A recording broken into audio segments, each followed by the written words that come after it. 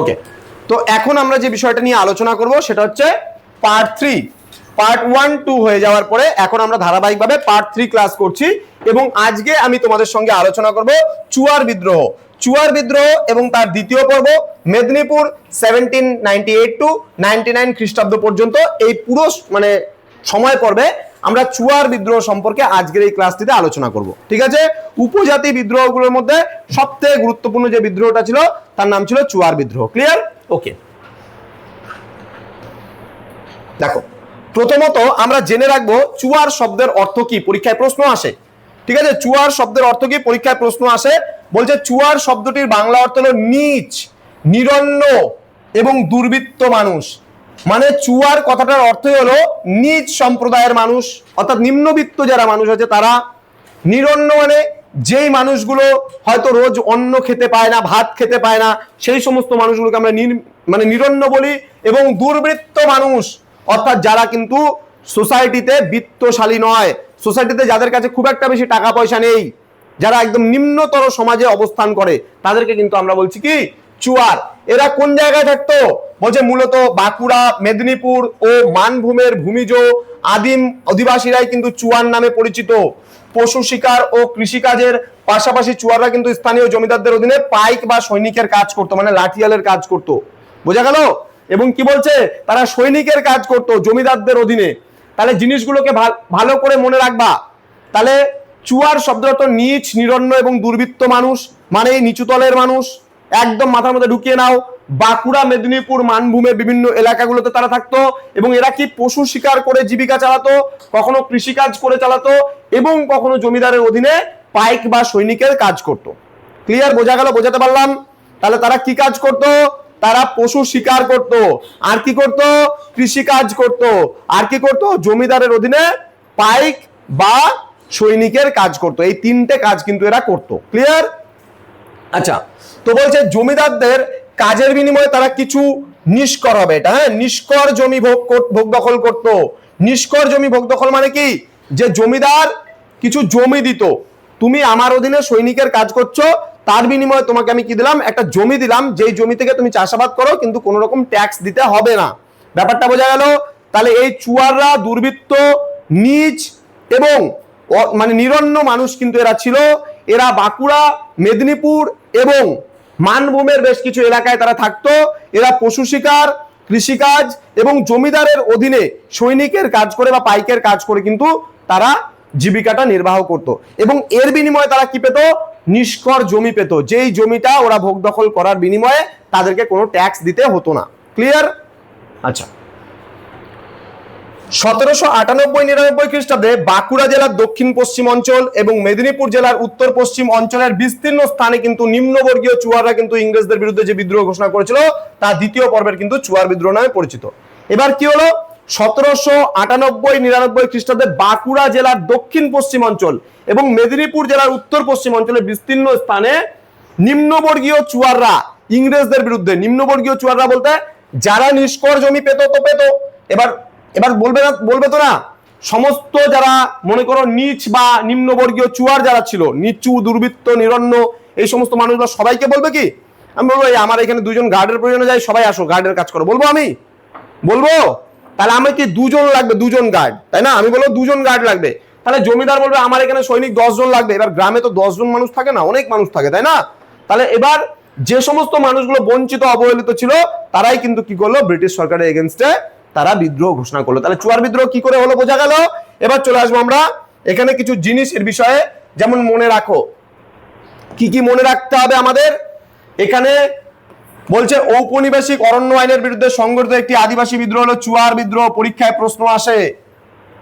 ঠিক আছে, এবার চুয়ার বিদ্রোহের নেতৃত্ব কারা কারা ছিল ভালো করে প্রত্যেকের নাম মনে রাখতে হবে। এখানে একদম চুন চুনকে বলে না, চুন চুনকে প্রত্যেকের নাম মনে রাখতে হবে, কারণ পরীক্ষায় এমসিকিউতে প্রশ্ন আসবে নিম্নলিখিত কে চুয়ার বিদ্রোহের নেতা ছিলেন।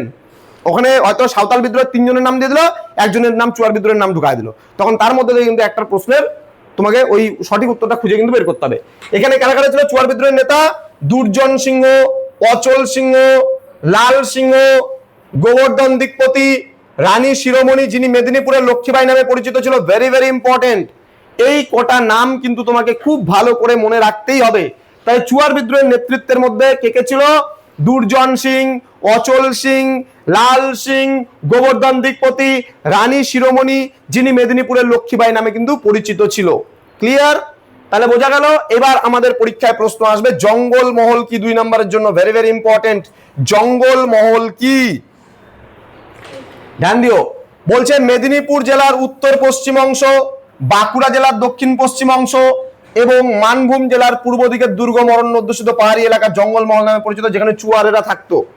চুয়ার জনজাতির লোকেরা বিশেষ করে মেদিনীপুর জেলার কিছু অংশ, উত্তর পশ্চিম অংশ এবং বাঁকুড়া জেলার দক্ষিণ পশ্চিম অংশ, তাহলে পশ্চিম পশ্চিম দুই জায়গায় আছে, একটা উত্তর পশ্চিম একটা দক্ষিণ পশ্চিম। মেদিনীপুরের উত্তর পশ্চিম, বাঁকুড়ার দক্ষিণ পশ্চিম। কি বললাম? মেদিনীপুরের উত্তর পশ্চিম, বাঁকুড়ার দক্ষিণ পশ্চিম। মেদিনীপুরের উত্তর পশ্চিম, বাঁকুড়ার দক্ষিণ পশ্চিম, এই জায়গাতে কারা থাকতো? এবং কি বলছে? মানভূম জেলার পূর্ব দিকের দুর্গম অরণ্য অধ্যুষিত পাহাড়ি এলাকা যে ছিল, পাহাড়ি এলাকাটা, সেই জায়গাটা হচ্ছে জঙ্গলমহল নামে পরিচিত। বলছে মূলত মেদিনীপুরের চুয়ার অধ্যুষিত এলাকা, চুয়াররা যে জায়গায় থাকতো সেটাই ছিল জঙ্গলমহল। তাহলে আমার মনে রাখতে হবে যে জঙ্গলমহলটা কোথায় যেন পড়েছি? ও চুয়ার বিদ্রোহে ওই জায়গাটা জঙ্গলমহল পড়েছিলাম। ও জঙ্গলমহল তো ওই যে চুয়াররা ওই যে জায়গায় থাকতো, মেদিনীপুরের উত্তর পশ্চিম আর কি বাঁকুড়ার দক্ষিণ পশ্চিম এবং মানভূমের যে পাহাড়ি এলাকা ছিল পূর্ব দিকে, সেই দুর্গম পাহাড়ি অরণ্য জায়গাটায় তোমার হচ্ছে জঙ্গলমহল নামে পরিচিত ছিল, যেখানে চুয়াররা বসতি স্থাপন করেছিল। Clear concept? Okay, very good. Next হচ্ছে এই বিদ্রোহের কারণ কি ছিল, কেন এরা বিদ্রোহ করেছিল? দেখো, ধ্যান দিও। বলছে চুয়ারেরা ছিল মেদিনীপুর জেলার উত্তর পশ্চিমে অবস্থিত জঙ্গলমহল এলাকার বাসিন্দা, বলেই দিলাম। যুগ যুগ ধরে এরা মেদিনীপুরের রানীর জমি ভোগ দখল করে আসছিল। ওই যে রানী লক্ষ্মীবাই ছিল, ওর মানে রানী শিরোমণি, ওর জায়গাটা কি করছিল? এরা ভোগ দখল করে আসছিল। তো রানী শিরোমণি ছিলেন মেদিনীপুর জেলার বৃহত্তম জমিদারের মালিক। মানে জমিদার মানে কি? যার অধীনে অনেক জমি ছিল, সেই তো জমিদার। আচ্ছা, কিন্তু কোম্পানির আমলে এদের বিরুদ্ধে কিছু পদক্ষেপ নেওয়া হলে এরা বিদ্রোহী ওঠে। কোম্পানির আমলে যখন আসলো, কোম্পানি বলছে কি এই জমি এখন আমাদের থাকবে, আমরা যেভাবে তোমাদেরকে চালাবো সেইভাবে তোমাদেরকে চলতে হবে, ঠিক আছে? তার বাইরে কোনো গল্প শুনবো না। আচ্ছা, এবার জীবিকার সমস্যা, এই যে আরেকটা কারণ, এগুলা পরপর কারণগুলো আলোচনা করছি। পরীক্ষায় প্রশ্ন হবে চুয়ার বিদ্রোহের কারণগুলো কি, এখান থেকে শুরু হবে পয়েন্টগুলো। কি করে? 1 নম্বর পয়েন্ট, জীবিকার সমস্যা। আমার কাজ নাই, ব্রিটিশ সরকার আমাকে কাজ করতে দিচ্ছে না, আমি যেই কাজ করতাম সেই কাজ আমাকে করতে দিচ্ছে না, আমি কি হবো? বিদ্রোহী হয়ে উঠবো। তাহলে এখানে বলছে জীবিকার সমস্যা। বলছে চুয়ারদের অধিকাংশ ভোগ দখল করা জমি, যেটা রানী শিরোমণির জমি ছিল, সকলকে দিয়েছিল কাজকর্ম করার জন্য, এরা তো ভোগ দখল করতো। এখানকার চুয়াররা দুর্বৃত্ত, নিচু জাতিরা, ঠিক আছে, নিরন্ন যারা মানুষ ছিল তারা। কিন্তু কি বলছে? ইস্ট ইন্ডিয়া কোম্পানি কেড়ে নিলে চুয়ারদের স্বাধীন জীবিকায় কিন্তু সংকট দেখা দেয়। ওরা জীবিকা নির্বাহ করতো এই জমি দিয়ে, কিন্তু যখন ইংরেজ ইস্ট ইন্ডিয়া কোম্পানি কেড়ে নেয়, কোম্পানির আমল চলছে, যখন কোম্পানি কেড়ে নিয়েছিল, তাহলে আমরা তো মুখ বুঝে সব সহ্য করবো না বাবা, তার ফলস্বরূপ আমরা বিদ্রোহ করব। খাজনার হার বাড়িয়ে দিল। নেক্সট, খাজনার হার বৃদ্ধি, ট্যাক্সের পরিমাণ বাড়িয়ে দেওয়া। খাজনার হার আবাদি জমিতে বাড়িয়ে দেওয়ার ফলে চুয়ারা ক্ষিপ্ত হয়ে গেছিল। কৃষক, পাইক এবং সর্দাররাও এদের সাথে বিক্ষুব্ধ হয়েছিল। কৃষকরাও যুক্ত হয়ে গেছে এর সাথে, চুয়ারদের সাথে। পাইক যারা ছিল, পাইক কে গো? পাইক কে? পাইক হচ্ছে জমিদারদের অধীনে যারা সৈনিকের কাজ করত, তারা পাইকান বাহিনী বলি আমরা। জমিদারের যে লাঠিয়াল বাহিনী ছিল ওদেরকে পাইকান বাহিনী বলি। পাইক, ব্যাপারটা বোঝা গেল? একটু আগে তো আলোচনা করলাম। নেক্সট বলছে পেশা থেকে বিতরণ। কি বলছে? পেশা থেকে বিতরণ করা, ধ্যান দিবা। মানে ওদের পেশা থেকে ভাগিয়ে দেওয়া ওদেরকে। বহু চুয়ারকে সরকার তাদের পাইকের পেশা থেকে বিতাড়িত করেছিল। ভাগ, তুই আর লাঠিয়াল বাহিনীতে থাকতে হবে না, তোরা আমার এগেইনস্টে বিদ্রোহ করছিস, হ্যাঁ? তোদেরকে আমি নিষ্কর জমি ভোগ দখল করতে দিচ্ছি, তারপরেও তোরা ওদেরকে চুপ করতে পারিস না? হ্যাঁ, ওরাও ওদের সাথে সাথে চলে আসতেছে, তোরা চুয়ারদের সাথে কৃষকরাও চলে আসতেছে, পাইকরাও চলে আসতেছে বিদ্রোহ করতে। পাইক কিন্তু চুয়ারদের মধ্যে, চুয়াররাই কিন্তু পাইক নামে পরিচিত ছিল, কিন্তু কারা? যারা জমিদারের অধীনে সৈনিক বা লাঠিয়ালের কাজ করত, বোঝা গেল? তারা স্পেশালি পাইক নামে পরিচিত ছিল। এবার ওরাও চলে আসতেছে, এবার ওদেরকেও বিতাড়িত। দেন বলছে ইংরেজ কর্মচারীদের অত্যাচার। যে সমস্ত ইংরেজ কর্মচারীরা রাজস্ব আদায়ের জন্য নিযুক্ত ছিলেন, তারা দিনের পর দিন কিন্তু রাজস্ব আদায়ের জন্য চুয়ারদের ওপর অত্যাচারের মাত্রা কিন্তু বাড়াতে থাকে। ফলস্বরূপ কিন্তু বাধ্য হয়ে চুয়ারা কিন্তু বিদ্রোহের পথে নামে। বোঝা গেল? তাহলে এটা আসলে পারে 4 মার্কসের জন্য আসতে পারে। আমি পয়েন্টসগুলো আলোচনা করলাম। এবার মনে রাখা দরকার কোন কোন বিষয়গুলো একটু জেনে নেই আমরা। কি বলছে দেখো, 1768-69 খ্রিস্টাব্দে প্রথম পর্যায়ে চুয়ার বিদ্রোহের নেতৃত্ব দিয়েছিল ঘাটশিলার ধলভূমের রাজা জগন্নাথ সিংহ, মনে রাখতে হবে। প্রথম পর্যায়ে চুয়ার বিদ্রোহের নেতৃত্ব কে দিয়েছিল? ঘাটশিলার ধলভূমের রাজা জগন্নাথ সিংহ, নামটা অবশ্যই মনে রাখবে। দেন বলছে 1798-99 খ্রিস্টাব্দ নাগাদ দ্বিতীয় পর্যায়ে চুয়ার বিদ্রোহের নেতৃত্ব দিয়েছিলেন দুর্জন সিংহ, অচল সিংহ, লাল সিংহ, গোবর্ধন দিকপতি, রানী শিরোমণি, মেদিনীপুরের লক্ষ্মীবাই। সবগুলো নাম তো আগেই পড়েছো, এই নামগুলো প্রত্যেকটাই আগে পড়েছো তোমরা চুয়ার বিদ্রোহের নেতৃবর্গের মধ্যে, কিন্তু যেই নামটা পড়োনি সেটা হচ্ছে জগন্নাথ সিংহের নামটা পড়োনি। এবার জগন্নাথ সিং কিন্তু প্রথম পর্বের নেতা ছিল, মনে রাখবা, ঠিক আছে? প্রথম পর্যায়ে নেতৃত্বে এ ছিল, আর দ্বিতীয় পর্যায়ে ছিল বাকি সবাই। এবার চুয়ারেরা স্থানীয় জমিদারদের অধীনে পাইক বা সৈনিকের কাজ করতো। তাহলে পাইক কথার অর্থ কি? সৈনিক, মনে রাখবা। জমিদারদের অধীনে যারা লাঠিয়াল বা পাইক মানে সৈনিকের কাজ করতো তাদেরকে পাইক বলা হতো। দেন বলছে পাইক বা সৈনিকের কাজ করে বেতনের পরিবর্তে চুয়াররা যে নিষ্কর জমি পেতেন তাকে বলতো পাইকান জমি, মনে রাখবা। পাইকরা তাদের কাজের বিনিময়ে যে জমিটা ভোগ দখল করতো সেটা কিন্তু ছিল নিষ্কর জমি, মানে সেই জমিতে কোনো ট্যাক্স দিতে হতো না, সেই জমি কি বলা হতো? পাইকান জমি। পাইকরা যেই জমি পেত তাই কি বলা হতো? পাইকান জমি, মনে রাখবা। পাইকান জমি মানে কি? যেই জমিতে কোনো ট্যাক্স দিতে হবে না। বোঝা গেল? Clear concept? ওকে। জঙ্গলমহল নামে একটি পৃথক জেলা গঠন করা হয়েছিল কিন্তু চুয়ার বিদ্রোহের পরে। তাহলে প্রথমে জঙ্গলমহল কিন্তু ছিল না, কিন্তু এই চুয়ার বিদ্রোহের পরে ওই আদিবাসী সম্প্রদায়ের মানুষদের জন্য একটা আলাদা জঙ্গলমহল বলে একটা জায়গা করে দেওয়া হলো। সেটা জঙ্গলমহল কি আমি অলরেডি বুঝিয়ে দিয়েছি, ওটা 2 নম্বরের জন্য পড়বা। প্রত্যেকটা জিনিস, একটা প্রশ্ন মাধ্যমিক পরীক্ষায় বাদ যাবে না তৃতীয় অধ্যায় থেকে। যা পড়াচ্ছি ডিটেলসে একটা প্রশ্ন বাদ যাবে না এই অধ্যায় থেকে, যা আসবে সব পারবো আনসার করতে, ধ্যান দিয়ে শুনতে হবে। ওকে, নেক্সট চুয়ার বিদ্রোহের গুরুত্বতে চলে আসবো আমরা। হ্যাঁ দেখো চুয়ার বিদ্রোহের গুরুত্বগুলো কি কি ছিল আমরা পয়েন্ট বাই পয়েন্ট আমরা জানবো। চুয়ার বিদ্রোহের গুরুত্বগুলো দেখো। প্রথমত চুয়ার বিদ্রোহ ছিল ব্রিটিশ শাসন, শোষণ, অত্যাচারের বিরুদ্ধে ভারতের প্রথম আদিবাসী কৃষক বিদ্রোহ।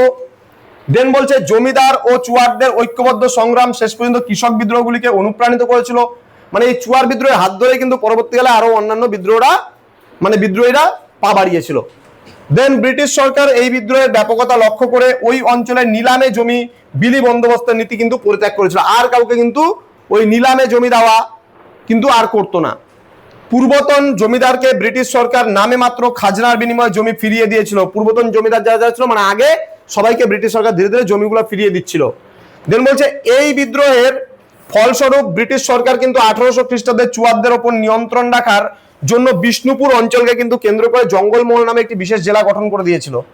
জঙ্গলমহল নামে ওদের জন্য আলাদা একটা এরিয়া দিয়ে দেওয়া হয়েছিল। দেন কি বলছে?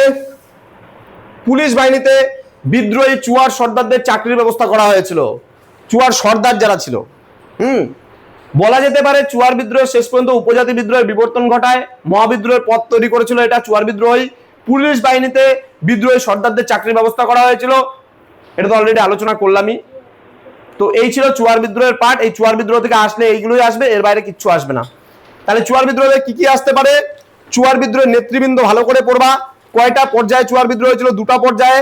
জঙ্গলমহল কি ভালো করে পড়বা। নেতৃবৃন্দরা পড়বা। প্রথম পর্যায়ে নেতৃবৃন্দ কারা ছিল, দ্বিতীয় পর্যায়ে নেতৃবৃন্দ কারা ছিল। চুয়ার বিদ্রোহের ওখানে জঙ্গলমহল কি ছিল 2 নম্বরের জন্য পড়তে হবে খুব ভালো করে। এছাড়া পড়তে হবে চুয়ার বিদ্রোহের মধ্যে কারণগুলো কি কি ছিল চুয়ার বিদ্রোহের, আর পড়তে হবে চুয়ার বিদ্রোহের গুরুত্ব বা প্রভাব। বাস, চুয়ার বিদ্রোহ থেকে আর কিছু পড়ার দরকার নেই। ক্লিয়ার? তাহলে এখানেই শেষ হলো পার্ট নাম্বার 3।